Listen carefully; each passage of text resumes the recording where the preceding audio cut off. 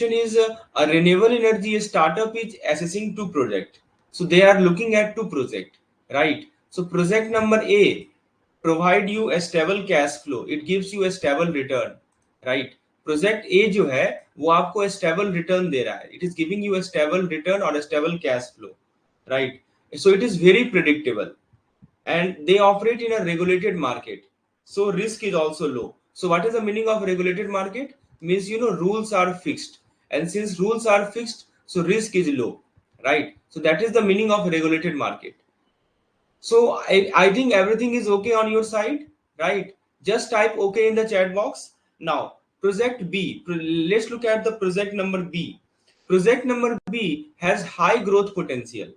It has chance to grow fast. इसके पास high growth potential है project B के पास, but it is tied to volatile commodity price. It is exposed to volatile commodity price. इसका मतलब ये हुआ कि it means that income could go up or down depending on the market. So it is high risk. So risk is high. So two projects are there. Now the company overall WACC. You know what is the meaning of WACC? Weighted average cost of capital.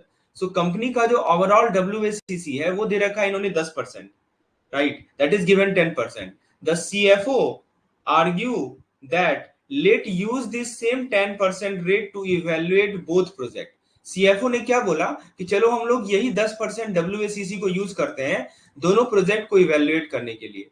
So good morning everyone. Please let me know if I am audible to you, right? If I am audible, just type okay in the chat box. So basically two projects are there, project A and project B. Project A provide you a stable cash flow in a regulated market, and project B, it has high growth potential, and it is exposed to volatile commodity price, means higher risk is there.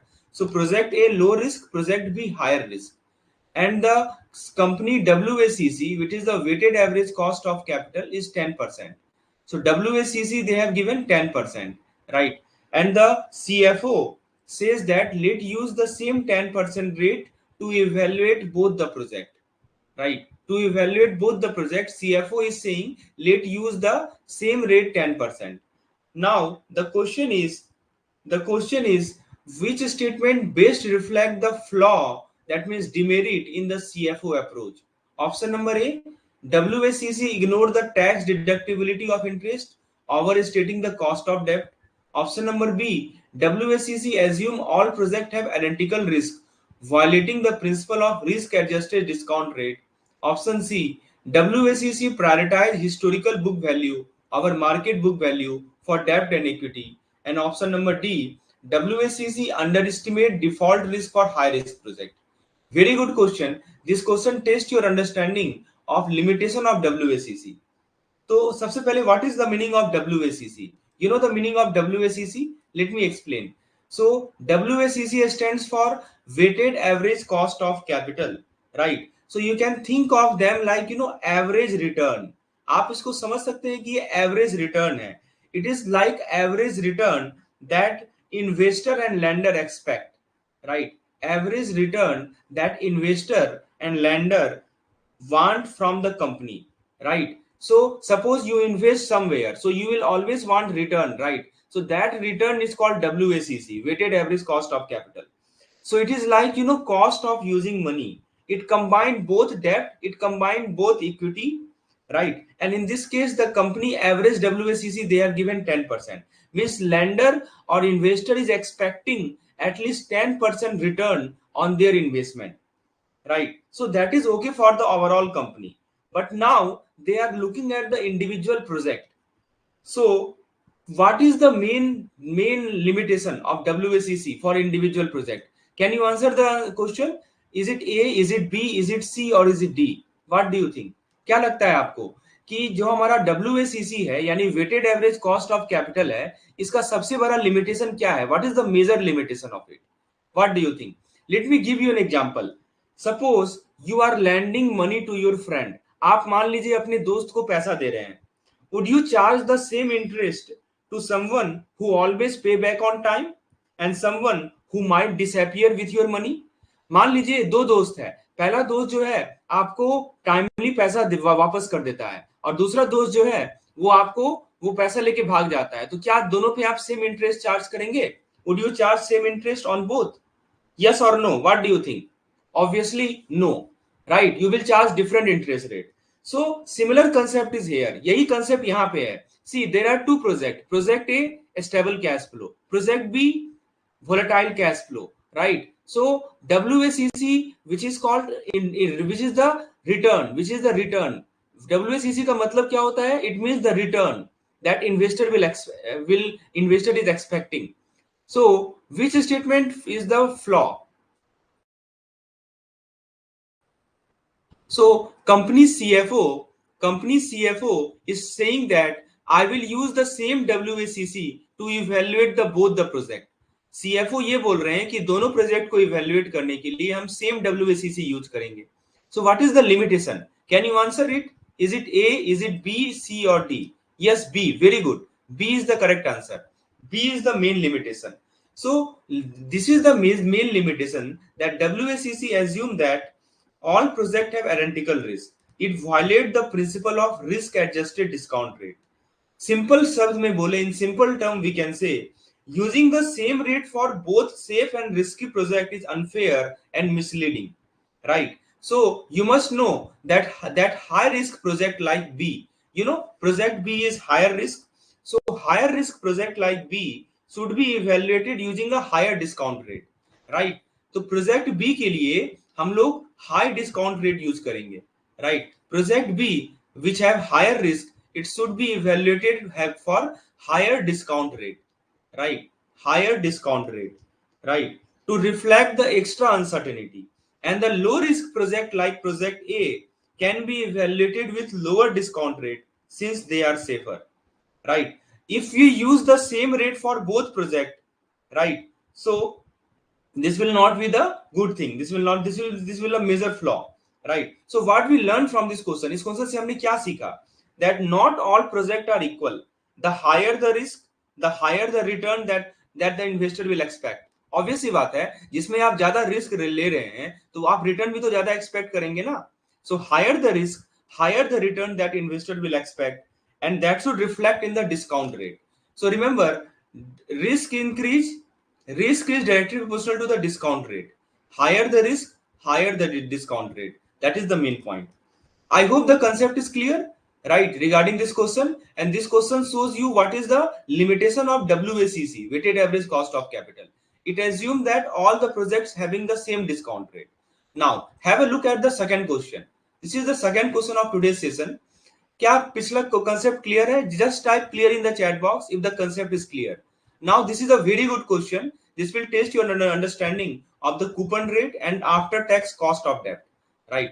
So let's understand this particular question, right? I hope the previous question concept is clear. Have a look at this particular question. So friends, this is the question. A company naming Alpha Limited, एक company है जिसका नाम है Alpha Limited. So it want to evaluate a new investment project. To do that, they need to decide what discount rate to use. So the finance team must determine the appropriate discount rate. So basically, Alpha Limited is evaluating an investment project, right? And the finance team is deciding what discount rate to use, right? In simple word, how much return the project should give for it to be worth it. Now, here is what we know. The company has taken loan. Yes, the company has taken loan, right, by issuing bond. So company has issued bond and it has taken loan, right? And the bond has coupon rate of 7%. So what is coupon rate? Coupon rate is the interest that promised to pay every year. So since company has issued bond, so it will pay the investor 7% interest rate every year. But since company has some credit risk, right? So investor want extra 2% as safety buffer. This is called default spread. This is a kind of safety buffer. अब देखिए यहाँ पे credit risk है तो जो investor है उनको 2% extra safety buffer चाहिए, right? So we call this default spread. Now the question is what is the and one more thing, corporate tax is given 30%. So the question is, what is after tax cost of debt? Option A 7%, option B 6.3%, Option C 6.09%. Option D 9%. Very good question. The question is asking you to calculate after tax cost of debt. यानी after tax cost of debt क्या होगा, right? So first of all, let me ask you something. Suppose if you are a company and you are paying interest on the loan, do you get a tax benefit on that interest? Yes or no? मान लीजिए कि आपका एक company है, right, और आप loan पे ब्याज पे कर रहे हैं, तो क्या आपको उस इंटरेस्ट पे टैक्स बेनिफिट मिलेगा? यस या यस और no? Just type in the chat box. Suppose you have a company and you are paying interest on the loan. Do you get a tax benefit on that interest? Yes, obviously, exactly. Because interest is tax deductible. तो जो भी आप interest pay करेंगे, that interest is tax deductible. You know it very well, right? So this means the real cost to the company is less than what they pay on the paper, isn't it? जो real cost है company का, वो जो paper पे दिख रहा है उससे कम है. It clearly means that since this is interest is tax deductible, it means that the real cost to the company is less than what is appearing on the paper. Now, first of all, let's solve this question step by step. So the first thing to answer, let me just erase it, right? So the first thing to answer is that what is the real cost before tax? What is the real cost before tax? Suppose tax has not been paid. What is the real cost before tax? Can you tell me the answer? What is the real cost before tax? Suppose we are not taking tax into consideration. Yes is the correct answer. Very good. Right. Now, can you calculate the real cost before tax? क्या आप tax से पहले का जो real cost है वो बता सकते हैं? Just waiting for your response.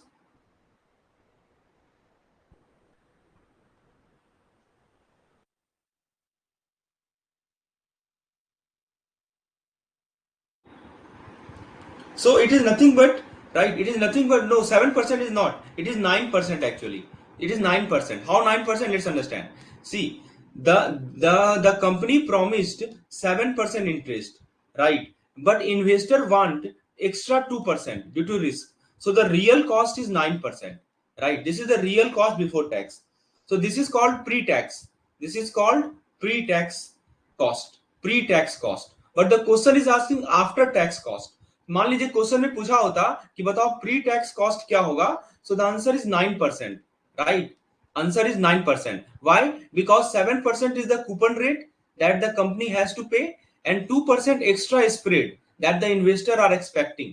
So this is the pre tax cost. यदि मान लीजिए क्वेश्चन में पूछा होता कि what is the pre tax cost, answer would be 9%. But the question is asking you to calculate the after tax cost. Now let's apply the tax benefit. Let's apply the tax benefit. Step number 2, let's apply the tax benefit.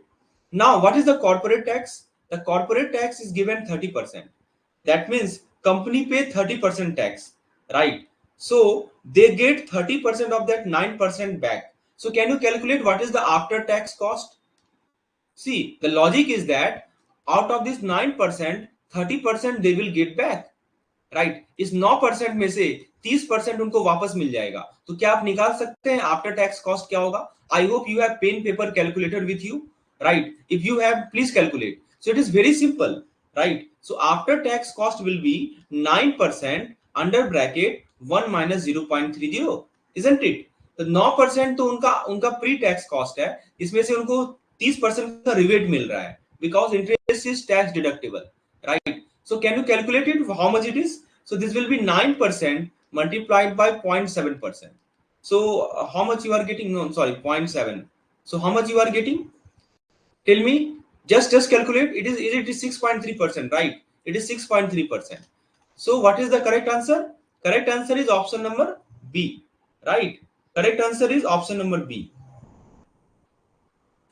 One more thing. After tax cost is 6.3%, right? Tell me, is it clear or not? Is the concept clear? Please let me know. क्या ये concept clear है कि देखिए आपको जो real cost है before tax है वो 9% का है और 30% कॉर्पोरेट टैक्स है जिस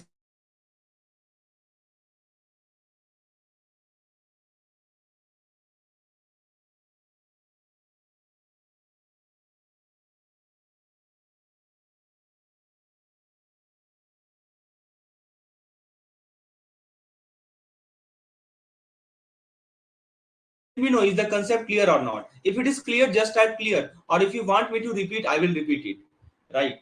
So let's summarize. So two formula you have to remember, right? Two formula you have to remember.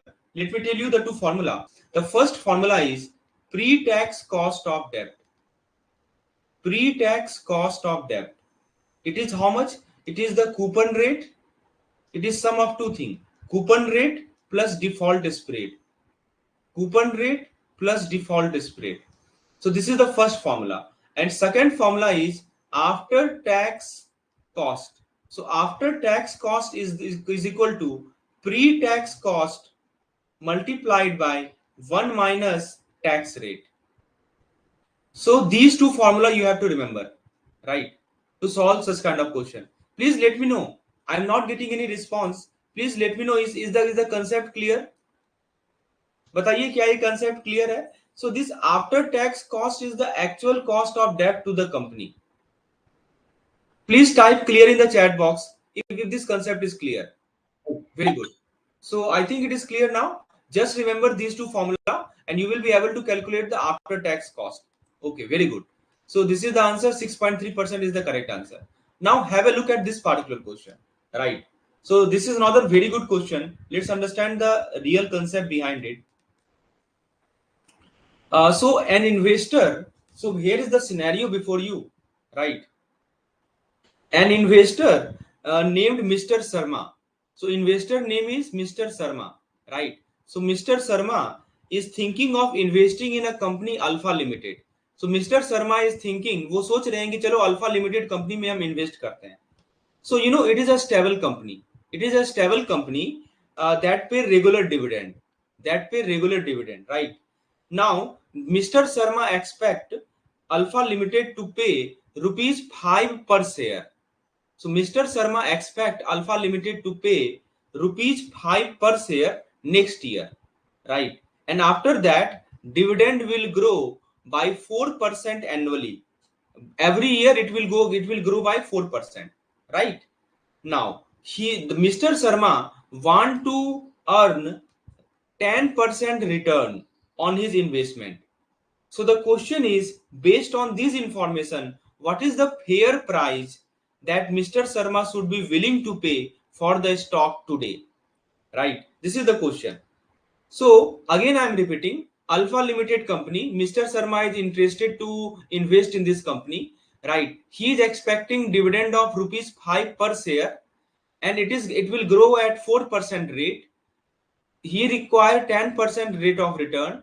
So what is the fair value of the stock? This is the question. Options are 50 rupees, 83 point, okay, very good. 50 rupees, 83.3 rupees, 71.43 rupees and 62.50 rupees. So this is the question. So let's pause and let me ask you a question, right?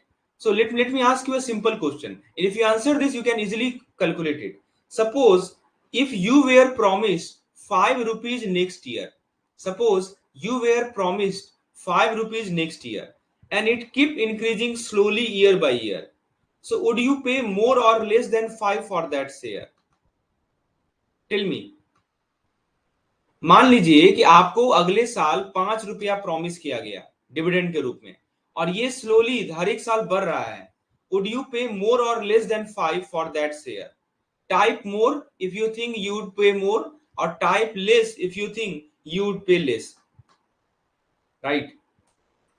So you are promised 5 rupees next year and it keep increasing slowly every year. So would you pay more or would you pay less than rupees 5 for that share? What do you think? More or less? That is my question, right? So more, obviously, very good. Exactly, you would pay more because you are not just getting rupees 5, you are getting a stream of growing income every year, right? आपको एक बार 5 रुपया नहीं मिल रहा है, आपको stream मिल रहा है. You are getting a stream of growing income every year. So now this model is called, DDM. DDM बोलते हैं इसको. What is DDM? Dividend discount model. Let's understand this dividend discount model, right? So there is a formula, right? There is a formula which will be used here, right? And you must note down this formula. Question is asked every year based on this formula. P naught is equal to D1 upon R minus G. Let's not go into derivation. हम लोग derive नहीं करने वाले हैं. हमें बस ये formula याद रखना है एंड हमको उसका एप्लीकेशन देखना है कि इसमें D1 क्या है, what is D1, what is R, what is G, that's it, and what is P naught, right. We are not going to derive it and this is called dividend discount model. So let's understand this particular formula. So here what is P naught? P naught का meaning क्या होता है? What is P naught? So P naught is the price today. It is the price today. That means what is the worth of stock, or we call it worth of stock. Stock का आज के दिन में क्या price है? That is called P naught. What is D1? D1 is the dividend next year. D1 is the dividend next year. What is R? R is the required return. R is the required return. And what is G? G is the dividend growth rate. Dividend growth rate. Now let's plug in the number, and can you calculate now? Can you calculate what will be the fair value of the stock, which means what is the current value of the stock? Just plug in the value. So the formula is very simple, D1 upon R minus G. I expect everyone to answer this question. So one answer I am getting is 5. So please check, is it 5? No, I am asking about P naught, right? What is the current value of the stock, right? So D1, what is D1? D1 is rupees 5. What is R? R is the expected rate of return, which is how much? 10%. So we can write 0.10. And what is G? G is the growth rate of dividend, which grow at 4%. So it is 0.04. So how much you are getting? I think simple question it is, but you have to remember the formula, right? So which option is correct? A, B, C, and D. So in the numerator we have 5, in the denominator we have 0.06. So if you calculate, this will be how much? 500 upon 6 or 250 upon 3. This will be near about 83.33 rupees. So this is the fair value of the share, right? So this is the 83.33 rupees is the, yes, B is the correct answer. Very good. B is the correct answer. So what is the meaning of this? इसका meaning क्या है? इसका मतलब ये हुआ दोस्तों कि जो मिस्टर शर्मा हैं, इन्हें mister Sharma should pay 83.33 for the share today if you want to earn 10% rate of return every year while the dividend grew at 4%. So Mr. Sharma have to pay this much right now, right? Mr. Sharma have to pay this much, right? Now one more question I want to ask you. Suppose if the dividend growth rate was higher, say suppose 6%, do you think price would go up or go down? Suppose dividend growth rate here it is 4%. Suppose dividend growth rate is higher.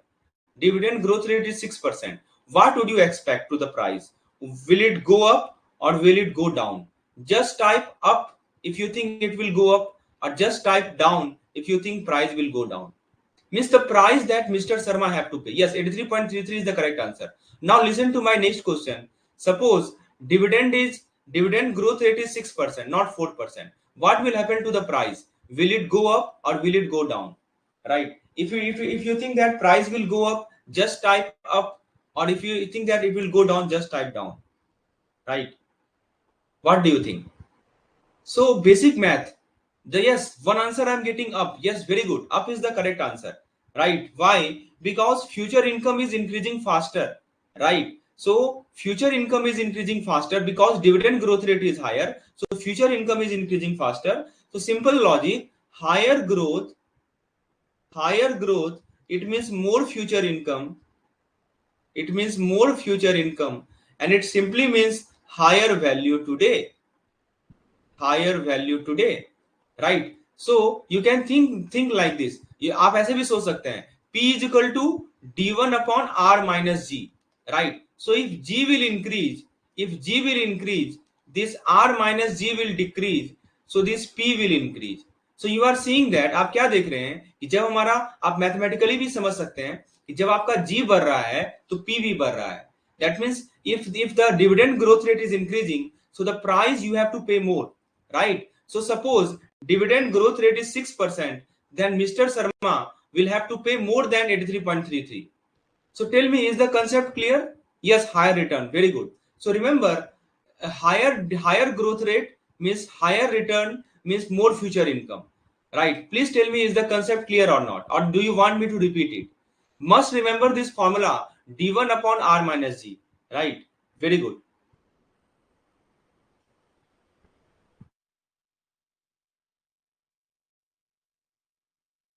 Now, one more question. Now, one more question I want to ask you based on this. Suppose Mr. Sharma want 12% rate of return instead of 10%. Suppose Mr. Sharma want 12% rate of return, but the dividend stay the same.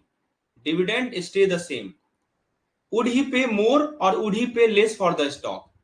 So currently he is paying 83.33. Now suppose he want 12% return instead of 10% return. So will he pay more or will he pay less for the stock? Type more if you think he will pay more, or type less if you think he will pay less, because this is analytical question. Very good, very good. Yes, less is the correct answer. Very good. I think every one of you have clear your concept. Very good. Because if you want more return, you expect a lower price to make the deal worth it. You can think mathematically also. So P is equal to d1 upon r minus g. Now you can easily see that P is inversely proportional to the r. So if r increase, P will decrease. So that is the logic. I hope the concept is clear.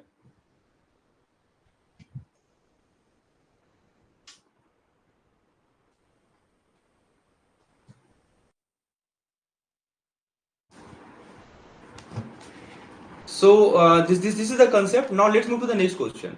So this is the next question. This formula is very much powerful DDM formula. So let's have a look at this particular question, the next part of it. So the question is saying that we still have our company Alpha Limited. This time the company has stopped growing, right? Earlier it was growing, but now it is not growing, right? So no more increased dividend. So here no more increased dividend. Earlier you used to get increased dividend, but now no more increased dividend. Just 4 rupees per share indefinitely every year, right? Like a clockwork. Now Mr. Sharma, who is our investor, wants to earn 8% return, right? So what price should he pay for the stock today? So here are your options: 40 rupees, 50 rupees, 32 rupees and 60 rupees, right?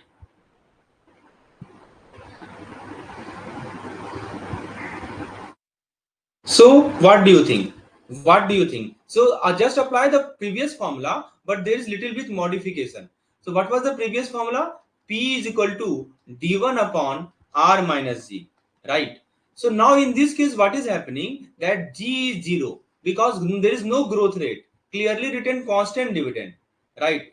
He is not, dividend is not growing. So then g will become 0. So the p will be, or p naught, we not write it p naught. P naught will be d1 upon r.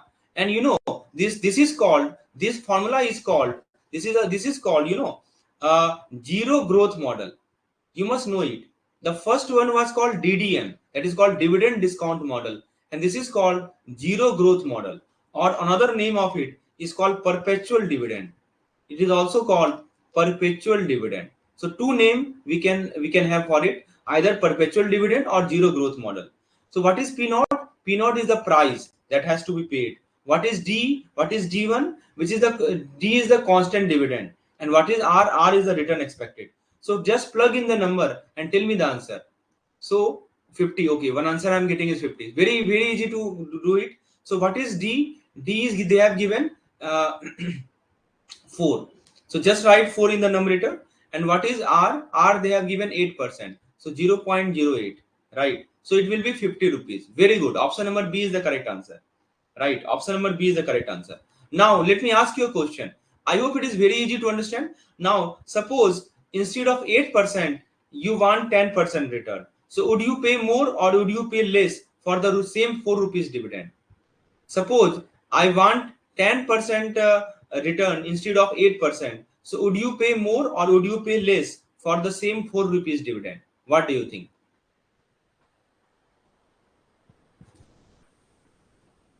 So instead of 8% return, I want 10% return. So would you pay more or less? Yes, less, obviously. If you want a higher return, you can only pay less upfront, right? So I hope the concept is clear. So what we learned from this question is that whenever a stock give a constant income with no growth, so its value depends on two things: amount of dividend and the return you expect. And the formula is very simple. Just divide dividend with respect to return. And what I will suggest there are many formula in this particular module. So just take a A4 sheet of paper and write down all this formula on your own, because in the examination you have to directly apply this formula, right? So you should write the formula on your own on a sheet of paper, and that sheet of paper you will revise one day before the examination, and everything will be crystal clear, right? But this you should do on your own, right? Don't depend on any other formula, any other one to provide you the formula. Just take a sheet of paper and write down formula one by one, right, on your own handwriting. And just before one day before the examination, you go through those sheet of paper, and everything will be clear. What is D1, what is R, what is G, what is P naught, right? What is DDM, what is zero growth model, right? So I hope the concept is clear now. Have a look at the next question, right? So this is the next question that we have. Very good question it is. So what it is asking you, that Alpha Limited, again Alpha Limited, right? And their share are trading at rupees 40 per share, right? But remember, market price is not our concern in this model. Last year, the company has paid a dividend of rupees 4 per share, and the dividend are expected to grow by approximately 16% per year. And Mr. Sharma is expecting required return 20%. Now, the question is, what is the intrinsic value of the stock according to the dividend growth model? So, option, I think this question you can answer it very easily, right? So, DDM, based on DDM, you have to answer dividend discount model, right? So, last year dividend they have given how much? 4 rupees per share, right? And these are the options they have been given, right?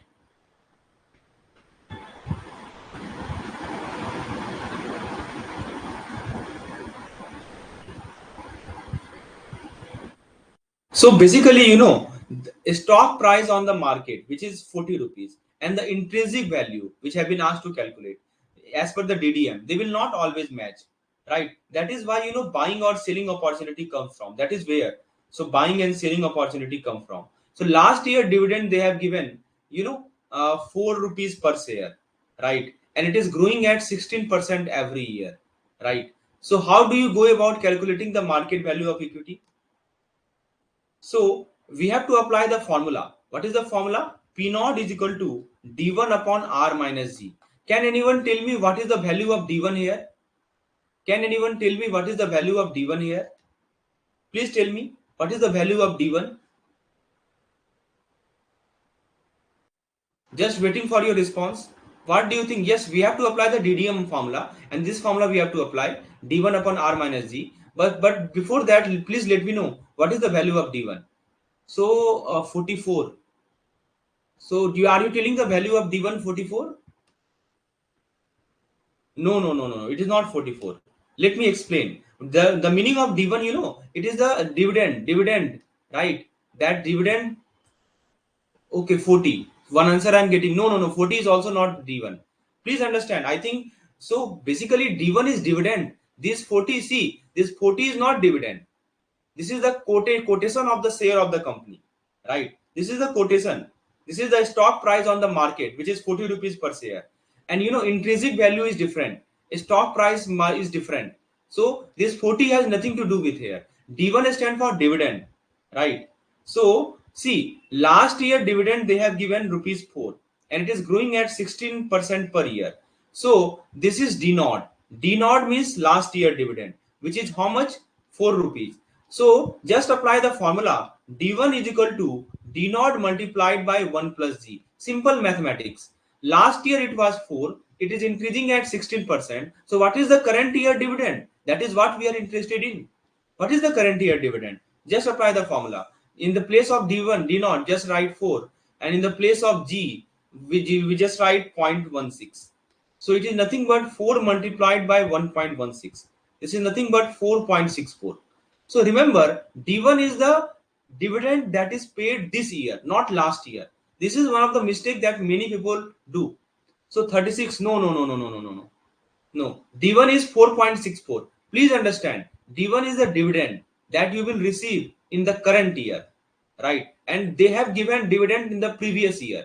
So we have to find what is the dividend in the current year. Just simple math. It is growing at 16%. Earlier dividend is 4%. So just calculate what is 16% of 4, right? And just add them to it. That is what we have done now. We have multiplied 4 with 1.16. Then we have calculated 4.64. Please tell me, is this concept clear or not? Because many of the people do mistake here. They don't understand the meaning of D1. That is why I tell you now, whenever you write the formula, you must note down what is D1, what is R, what is G. Otherwise, you will do mistake, right? So here D1 is how much? 4.64. Right, very good. So D1 is 4.64. Now just apply the formula, right? So just write here 4.64. And what is R? What is the value of R? So R is, R is the required rate of return, that is 20%.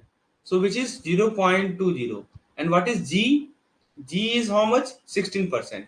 So 0.16. Right. Please don't do this mistake. This question is most frequently asked. Right. So remember D1 is the current year dividend. So after doing the calculation, 4.64 divided by 0.04. I think you are getting 116. Please let me know. Am I right? Are you getting the same? So option C is the correct answer. 116 rupees per share.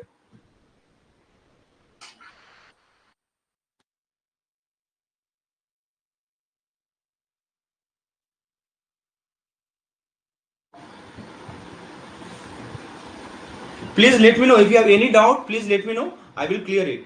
But understanding the concept is super important. You must know what is D1, what is R, what is G, right? Okay. Yes, 116 is the correct answer. That is option number C, right? So let me ask you a question. Let me ask you a question here, that suppose if the growth rate was higher, suppose growth rate was 18%, not instead of 16%, suppose it is 18%, would the stock value go up or stock value go down? Just write up or down. Tell me. Suppose the growth rate was 18% instead of this 16%. So what will happen to the stock value? Will it go up or will it go down? Right. So the answer is it will go up, right? It will go up. So very simple, right? If the stock, if the growth rate was higher, yeah, okay, 115. No. It is clearly divisible by 4, right? See, if the stock rate was higher, so it means higher future dividend. It means more value today, right? See, it is clearly divisible by 4. You can see 4.64 divided by 0.04. It will be 116, not 115. Please check your calculation. It will be 116, right? So see, you can understand it like this. P naught is equal to D1 upon R minus G. So suppose G is increasing. So G is increasing, it means what? If G increase, then R minus G will decrease. It means, P naught will increase. That means, price of stock will increase. Right? That is the point. Stock price will increase. Answer is 116. I hope the concept is clear regarding the previous question. Right. So we have discussed DDM, that is dividend discount model, as well as the zero growth model. I hope you don't have any confusion in that, right? Very easy to understand. Now have a look at this particular question.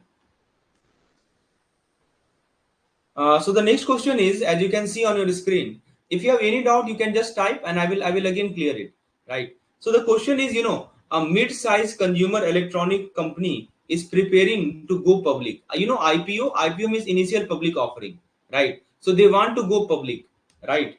Now, instead of building a long complex forecast, the CFO took a PE ratio. PE ratio, price to earning ratio, right, of 5 listed competitor, right, which ranges from 12 times to 16 times. Because it is a ratio, that's why I've written 12x to 16x. The company EPS, earning per share, is rupees 8, right? Now the CFO think, let's just take the average of those competitor P/E ratio and multiply with our EPS to get our share value. That is what company CFO is thinking, right? So let's again go through the question. So a mid-sized consumer electronic company, they want to go public. That means they are going IPO. They are offering IPO, initial public offering. The CFO is trying to figure out what the company equity shares would be worth. CFO, you know CFO. So they want to figure out that what the company equity share should be worth. What should be the worth of company equity share? That is what he is interested in. So what he did, that he looked at the 5 listed competitor PY ratio, and they see that it range from 12 times to 16 times. So, and the company EPS is 8 rupees. So the CFO think, let's take the average of those competitor PY ratio and multiply with our EPS to get our share value. Right. Now here is the main question. What is the key limitation of this method of using the PY ratio of the peers to value your company? Option number A, the approach ignores the company future cash flow and intrinsic value. Option number B, the method require a detailed discounted cash flow forecast for each peer. The approach cannot be used if the company is already listed. Option number D, this method assume all company have identical risk, growth and profitability profile. Very good conceptual question, and this will help you understand what is the limitation of PY ratio. That is called, price by earning ratio. You know what is the meaning of price by earning ratio? Let me explain. Let me just quickly recap. I think you know it very well. Let me just quickly recap. See, PYE stands for price to earning ratio. It tells you how many rupee investors are willing to pay for every 1 rupee of the company earning. Try to understand. In the numerator we have P, which means price. In the denominator we have earning, which means earning. So for every 1 rupees of company earning, every 1 rupee of the company earning, how many rupee investors are willing to pay? That is what PY ratio tells us. So suppose company has EPS of 8. In this case, you can see EPS is 8, right? And the PY ratio is suppose 14. Try to understand, very, very important concept. Suppose company EPS is 8 and suppose PY is 14. Suppose it is 14. So what is the estimate? What will be the estimated price? What will be the estimated price? Very simple. Very simple. It means PY means that for every 1 rupee of investment, right? For every 1 rupee of the company earning, investors are willing to pay 14 rupees, right? And earning per share is 8, right? So what is the estimated price? It will be 8 times 14, which will be 112. So remember, we have to multiply EPS with PYE to get the estimated price, right? Estimated price. Now that is the meaning of PYE. I hope the concept is clear. Now come back to this question. What is the major limitation of PYE multiple of peers, right? What do you think? Is it A, is it B, C or D? Right? Please let me know. It is a very good conceptual question, right? So let's pause and think about it. Do you think that just because two companies are in the same industry, they grow the same, they have the same risk, they have the same profit margin? Yes or no? See, what CFO is doing, he is comparing his company with other 5 company who are in the same field. So do you think that because two company are in the same industry, will they grow the same? Will they have the same risk? आप क्या सोचते हैं कि मान लीजिए कि दो company एक ही इंडस्ट्री में है, तो क्या उनका ग्रोथ सेम होगा, उनका रिस्क भी सेम होगा, उनका प्रॉफिट मार्जिन भी सेम होगा? What do you think? Yes or no? The answer is no, right? Answer is no, because they can be very different. हो सकता है कि one might be the rising star or other might be the slowing down. So now can you tell me the correct answer? I hope I have given you sufficient explanation. So can you tell me the correct answer to this question? Is it A? No, A is not, right? Option number B, no, it is also not. Option number D is the correct answer. That this method assume all company have identical risk, growth and profitability profile. This is the assumption that this method, PYE method is doing. And this is one of the major limitation of this method. This is the correct answer. This is the limitation. Because if one competitor is growing 25% a year and your company is growing 10%, then using same PYE is unfair, right?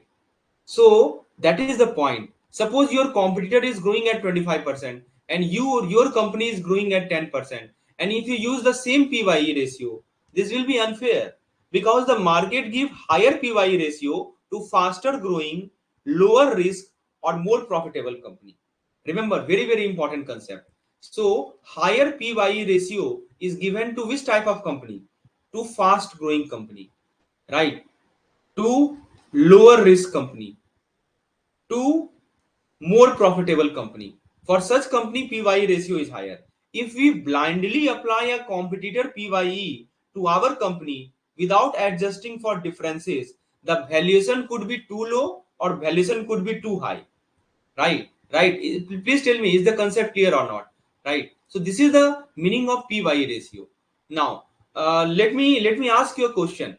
Suppose if your company has lower growth, suppose if your company has lower growth than your competitor, or you can say peers. So will your PYE will be higher or lower? Just type higher if you think it will be higher, or just type lower if you think it will be lower.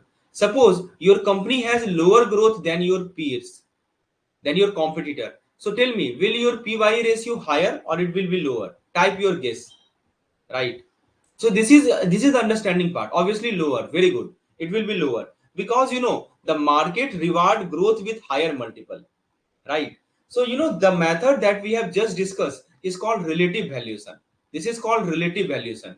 In unit number 15 you will see this concept of relative valuation, and the PY ratio is one of the major tool of this relative valuation, right? So what we are doing, we are comparing our company with other company. That is why it is called relative valuation. And this, it is very quick, it is very useful, but only when you are comparing apple to apple, not apple to orange, right? I hope there is no orange in finance, but just I'm just giving you example. You must compare apple to apple, right? And not apple to orange. Like in this case, what we are doing, we are comparing one company having higher growth rate to another company having lower growth rate.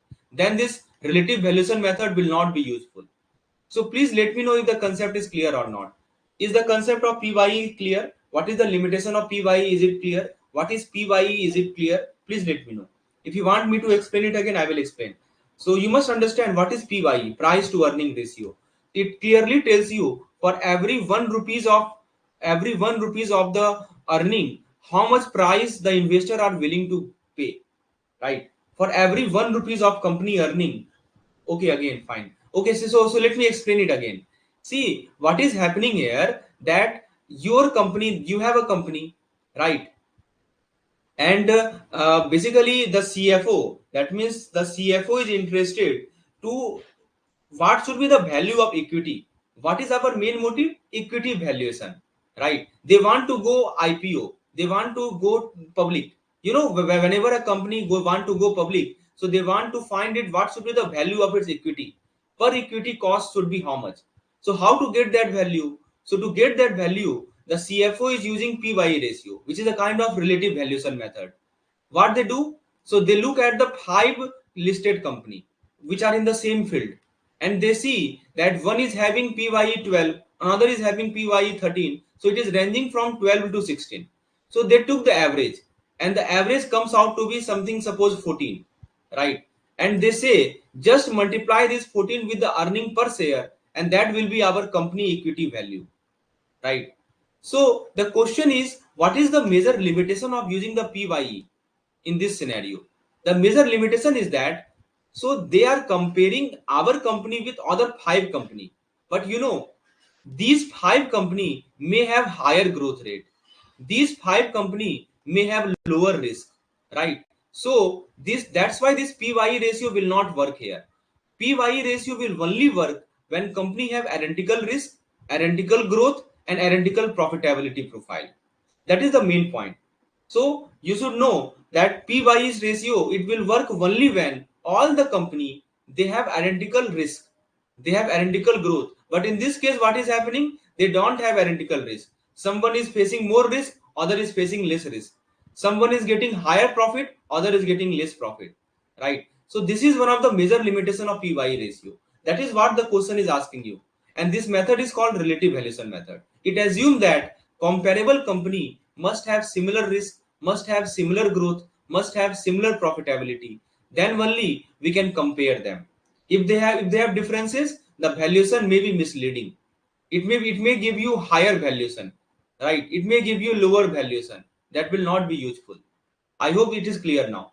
Now have a look at this question. This will also clear your understanding furthermore. Have a look at this question, right?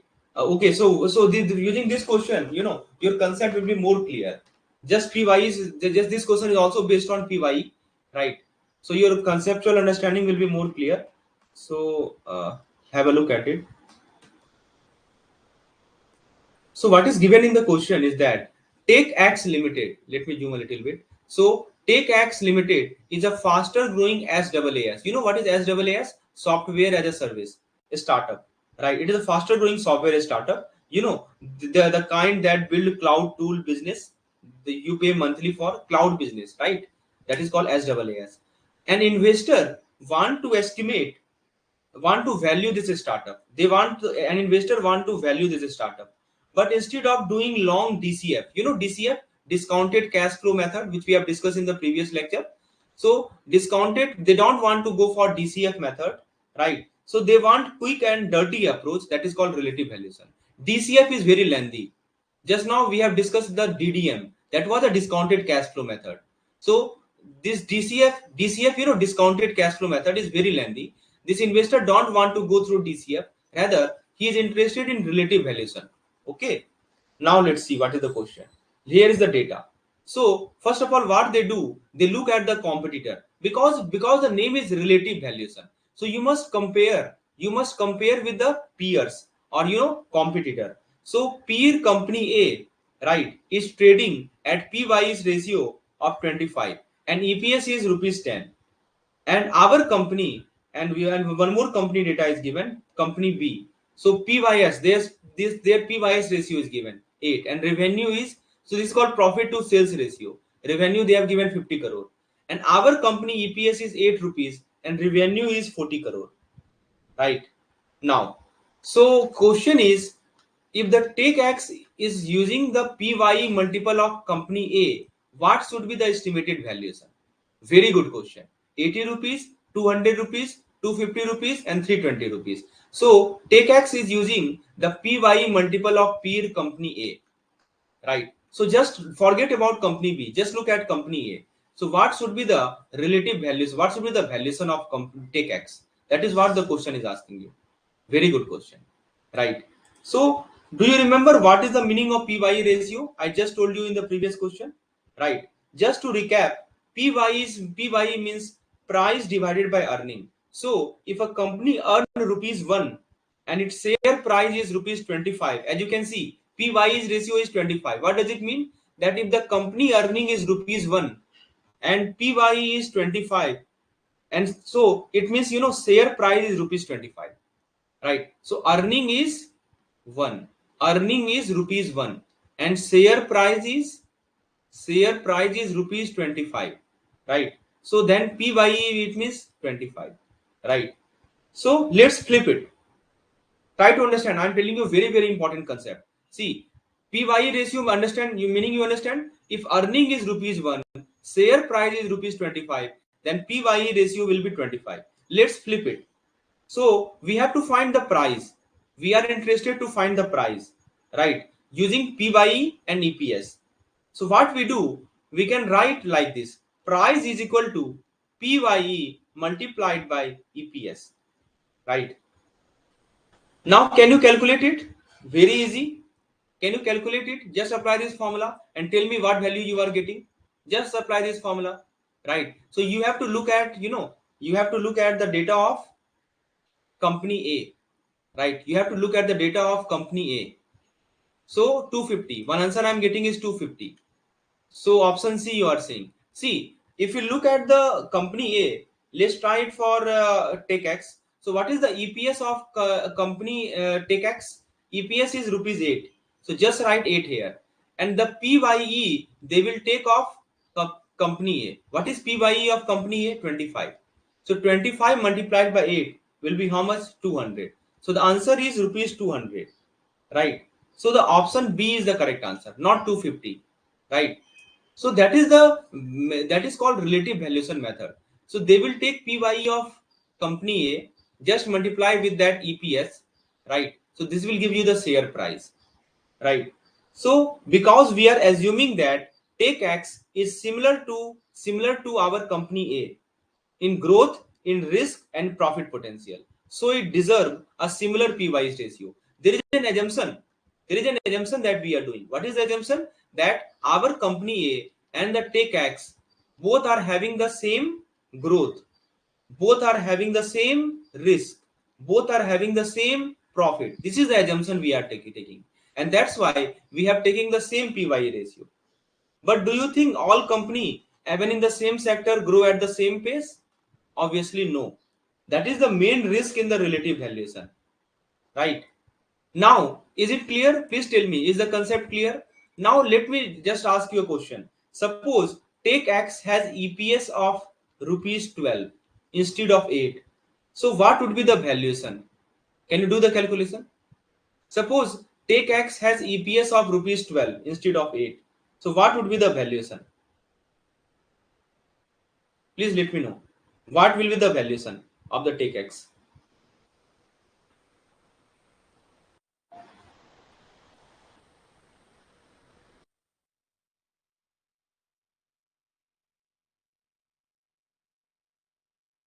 So instead of 8, it is 12. So what will be the valuation? Just let me know. Very simple. Just apply the formula. You have to calculate the share price. Valuation means what? Share price. Just multiply P by E with the EPS. So EPS will remain the same. That is rupees 8. Right. And what P by E we have to take? Sorry. EPS is 12, not 8. It is 12. And what P by E? P by E we have to take 25. So 25 multiplied by 12 will be how much? Please let me know. That will be 300. So the valuation will be 300. Very good. So I hope the concept is clear now, right? How to go about finding the valuation using PYE, which is a relative valuation method, and I told you the limitation also, right? That is the point. So I hope it is clear. So just remember this formula: PYE valuation is equal to EPS into PYE. This is another formula you must note down on your sheet. That will help you. Now have a look at this particular question, right? Have a look at this particular question. Again, I think this is also based on the same concept, right? So let's come back to this question. What is the question is asking you? Basically, the question is we have company A. Company A stock price they have given $50. Last year EPS they have given $5, and expected EPS next year they have given $6. For company B, stock price is $80. Last year EPS $8, and expected next year EPS is $10. Right. Now the question is basically the question is asking you which of the following statement is correct based on the PYE multiple analysis? Option A, company A is cheaper than company B based on trailing PYE but more expensive based on forward PYE. Option B, company B is cheaper than company A on both trailing and forward PYE multiple. Option C, both company having same trailing PYE, but company B has a lower forward PYE. And option D, PYE multiple is irrelevant. See, the company have different growth rate. Very good question. This will help you clear the concept of forward PYE and trailing PYE. So let's understand. Let's understand. So I think you know what is the meaning of EPS. EPS tells us how much profit each share earned. That is called earning per share. How much profit each share earned. So let's do a quick recap. I told you the formula of PYE. This is nothing but price upon earning per share. Price upon earning per share. You remember the formula? But here, we have two versions. The first version is trailing PYE. The first version is trailing PYE. So trailing PYE is means what? It is based on last year earning. Trailing means what? Last year earning. Last year earning, which we denote by E naught. And the next we have forward PYE. What is meaning of forward PYE? Forward PYE means expected next year earning. Next year earning which we are expecting, and it is denoted by E1.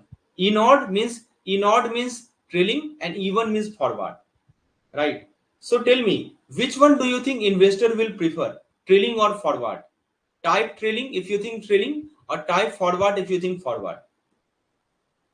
Right. So tell me, which one do you think investor prefer, trailing or forward? Why take B instead of 10?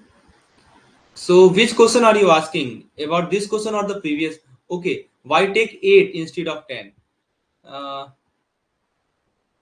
no. In this case, okay, 10. Let me take. You are asking about this question, I think. So 10, where it is EPS. No. EPS, see, EPS we don't have to take for company A. EPS we have to take for Tech X. जिसके लिए आपको देखिए EPS सब सभी company का अलग अलग होता है. We are just taking PYE. We are assuming PYE is same. We don't have to take 10. 10 is the EPS for company A. But here we have to find the price of the share for Tech X. So we have to take EPS of Tech X, not EPS of company A, right? PYE, only thing you have to remember, PYE will be the same. That's it. Nothing else. Now let's come back to this question. So tell me, from investor point of view, which is more useful, trailing PYE or forward PYE? What do you think? No, the answer is yes. I told you, na. Yes, I hope the concept is clear. Remember, uh, EPS is different for different company, earning per share. So, earning per share, because we have been asked to calculate the valuation of Tech X company. So, we have to take the EPS of Tech X. Only thing is that PYE we have to take of the previous company, of the company A, and no other data, right? So, the answer to this question is the investor is interested in forward PY because market always care about the future, right? So let's first calculate the trailing PY, right? Let's first calculate the trailing PY based on E naught. So what is the trailing PY of both the company? Let's calculate. So how to calculate the trailing PY of both the company? So first of all, let's go to company A. This is the company A, right? What is the PY of company A? That is nothing but stock price upon last year EPS. So last year EPS is how much? $5, right? So if you want to calculate PYE, so what is the stock price? Stock price is $50, right? We are calculating trailing PYE. Trailing PYE of company A. So it is 50 divided by 5, which is the last year EPS. This will be how much? 10. And what about company B? What is the trailing PYE of the company B? If you look at the company B, trailing means last year EPS we have to take. So $80 is the stock price and $8 is the last year EPS. It is also 10. So the same trailing PYE. Now let's calculate the forward PYE. So forward PYE means next year PYE. So let's calculate forward PYE for company A. So let's look at the data of company A. What is the stock price? It is again 50, which will remain the same. But expected next year EPS is $6. So we have to divide it by 6. So 50 upon 6 is how much? Near about 8.33. Similarly, PYE for company B. Stock price is 80 rupees. Just write 80. But we are calculating forward PYE. So we will take here 10. So 80 divided by 10 is how much? 8. Right. So tell me, which company is cheaper on forward PYE? So you can see now, in the case of trailing PYE, both are having same 10. But in the case of forward PYE, A is having 8 PYE of 8.33 and B is having 8. So you can see company B is slightly cheaper. Company B is slightly cheaper on forward PYE. Now, can you tell me the answer? Because you just have to calculate the PYE, trailing and forward. Trailing means based on last year EPS and forward means based on future EPS, right? So now let's go through the option. Which option do you think is correct? Let's look at option A. Option A is saying company A is cheaper than company B based on forward PYE. So it is saying that company A is cheaper than company B based on trailing PYE. No, this is wrong. Because based on trailing PYE, both are having same. No one is cheaper. So option A is wrong. Option B is saying company B is cheaper than company A on both trailing and forward. This is again wrong. Because in the case of trailing, both are having the same PYE. So no one is cheaper. Option C, both company having same trailing PYE, but company B has lower forward PYE. Yes, this is correct. Because you can see both are having the same trailing PYE 10 and 10, but if you look at the forward PY, so company B is slightly cheaper, right? And option D, PY is multiple is irrelevant. This is also wrong. PY is multiple is not irrelevant, right? So can you tell me why do you think that company B has a lower PY? Is it growing faster? Is it more profitable than the next year? Right? What do you think? Why do you think company B has lower forward PY? So forward PY shows us that investors are expecting what investors are expecting from the future, right? So here two concepts we come to understand. The meaning of trailing PY, right? So trailing PY means what? We are looking back. Trailing means what? We are looking back. And forward means what? We are looking ahead. We are looking in the future, right? And same trailing means same valuation, right? So that is the main concept. So this was the simplest question. Just you have to calculate the PY and compare. That's it, right? So that is so this was all about this particular question. Now have a look at another multiple, right? Again another question on this PY, right? Have a look at this particular question. So the question is asking you that so startup name is XYZ Limited. This is a startup, right? Stock price they have given $120. Expected EPS next year they have given $5, right? So the question is an industry average forward they have given 25. So what does the XYZ forward PYE of 24 means compared to the industry average? So you can calculate the forward PYE of XYZ 120 divided by 5. This will be how much? 24. So they have given 24. So what does it mean compared to the industry average? Option A, XYZ is undervalued because its PYE is below the industry average. Option B, XYZ is overvalued because its earning growth is slower than its peer. Option C, PYE alone cannot conclude valuation without assessing growth and risk. And option D, XYZ stock price must fall to match the industry PYE of 25. Right. So very good question. This will help you understand what is the implication of PYE. Right. So PYE you can easily calculate. Stock price divided by the expected EPS next year, which is $5. So this will give you 24. And industry average is how much? 25. Right. So you can easily see that XYZ PYE is lower than the industry average. So what is the meaning of it? Does that mean that XYZ is undervalued just because it has lower PYE? What do you think? So let's investigate that. What is the meaning of lower PYE? Do you know the meaning of lower PYE? Let us make it clear, right? Suppose a company has lower PYE, it means what? It means company is undervalued. It means company is undervalued, right? Or it means company might be riskier.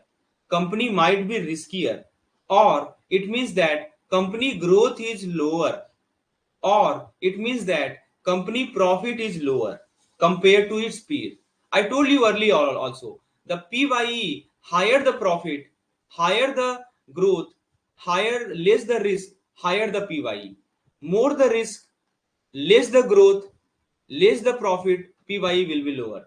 So this is the meaning of PYE, right? Now let me ask you a question here. Suppose a startup is there. Suppose a startup is there. A startup is making low profit, right? And no growth, no future growth.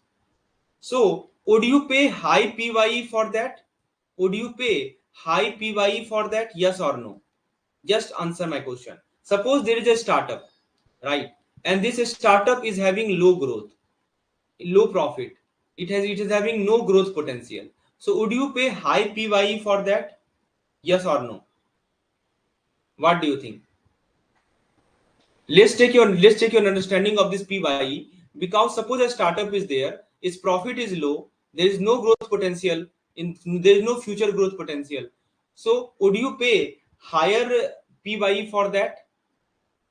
Of course not. You will not pay higher PYE, because lower PYE, right?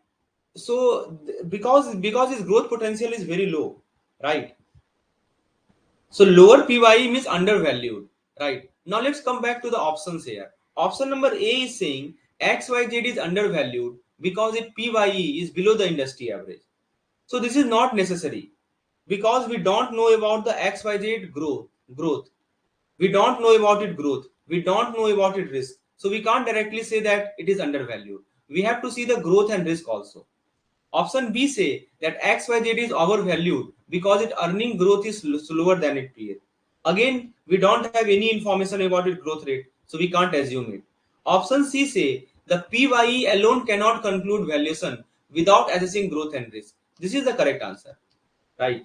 And option D say XYZ stock price must fall to match the industry average.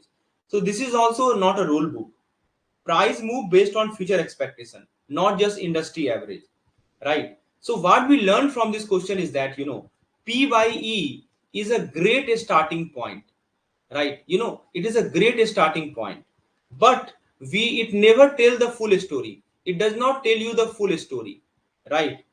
It always ask, you should always ask, what is the growth rate, what is the growth rate, what is the risky, how much risky is the business, are the earning stable?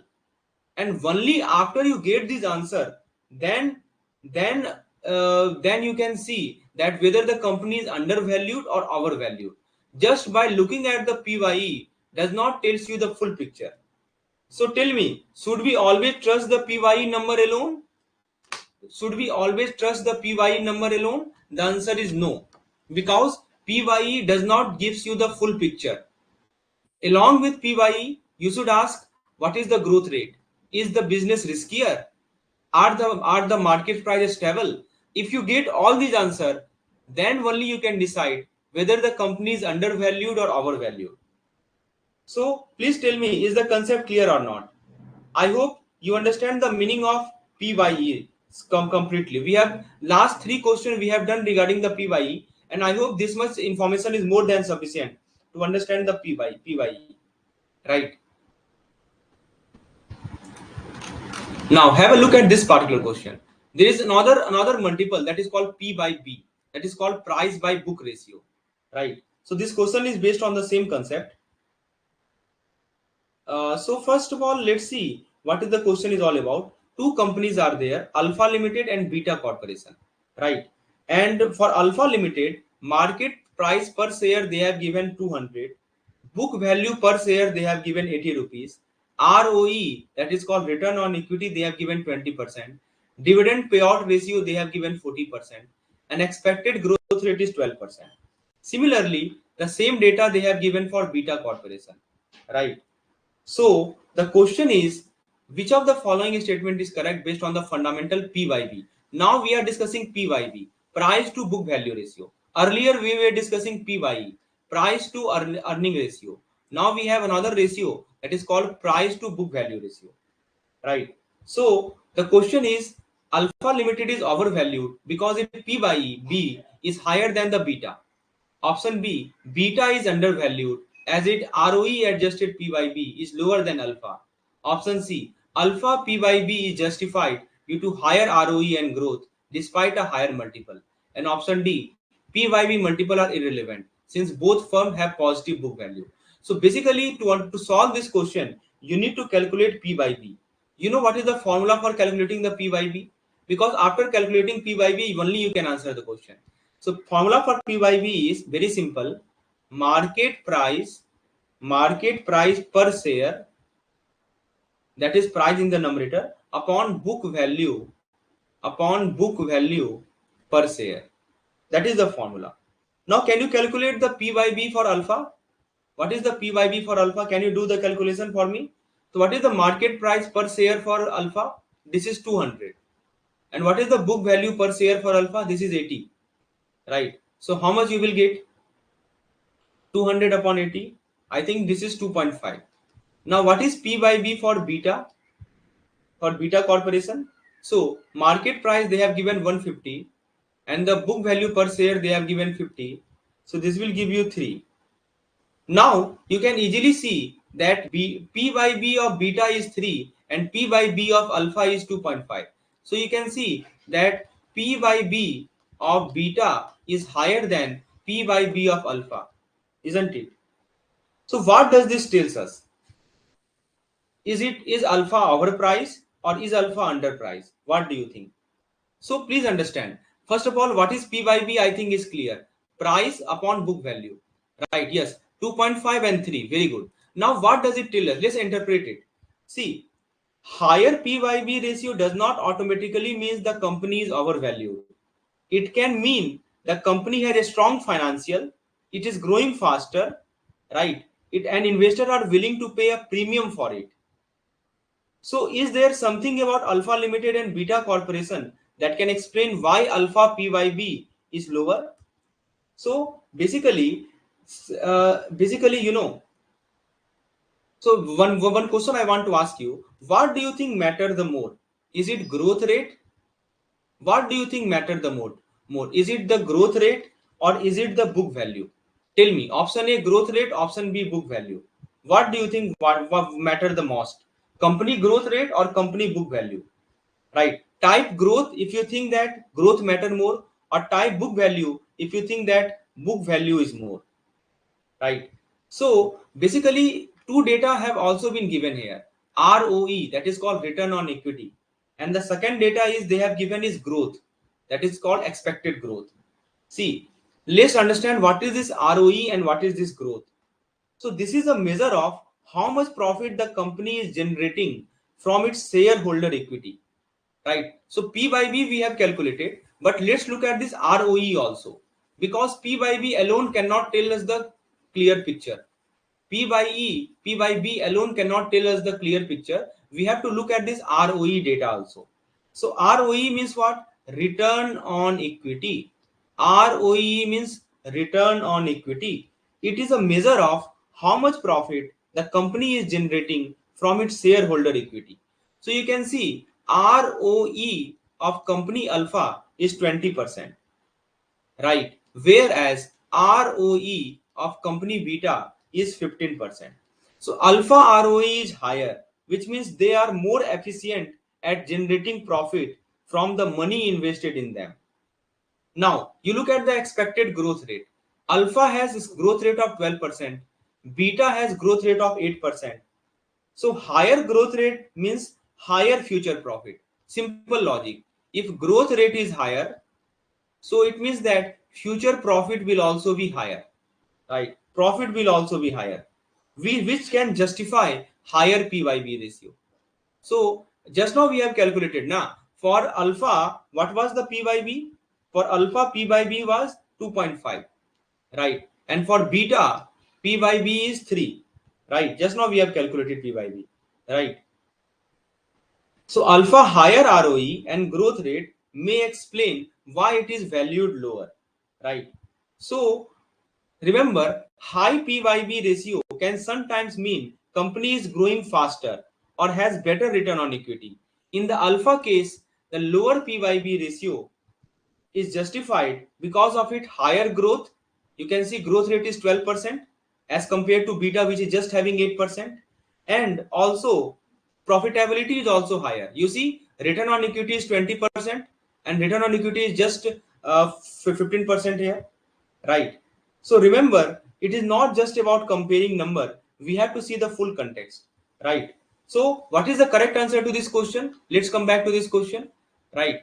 So the correct answer is Alpha Limited is overvalued because its PYEB is higher than the Beta Corporation. This is wrong, right? Beta Corporation. So this we cannot tell just by looking at PYB. The correct answer is option number C. Alpha Limited PYB is justified due to high ROE and high growth despite a higher multiple, right? So this is what we learned, that we have to calculate PYB, but we also have to look at ROE, return on equity, as well as the expected growth rate besides this PYB ratio, right? So that is all about this particular question, right? So friends, we will discuss a few more multiple in the next lecture, right? Yes. So basically, that is all for today. We have covered some important aspect in today's lesson. We started with the dividend discount model. Let us just recap. Let's just recap what we have discussed today. So we started with WACC approach. I told you what is the limitation of WACC. Then we looked at how to calculate the after tax cost of debt, right? I told you the formula. Then we discussed the dividend discount model. I told you the formula d1 upon r minus g. Then we discussed the zero growth model, which the formula is d1 upon r, right? And then after we discuss one more question based on it, very important question.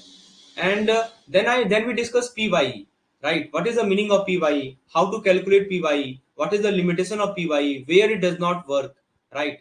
So we have just discussed PYE, and right now we are discussing PYB.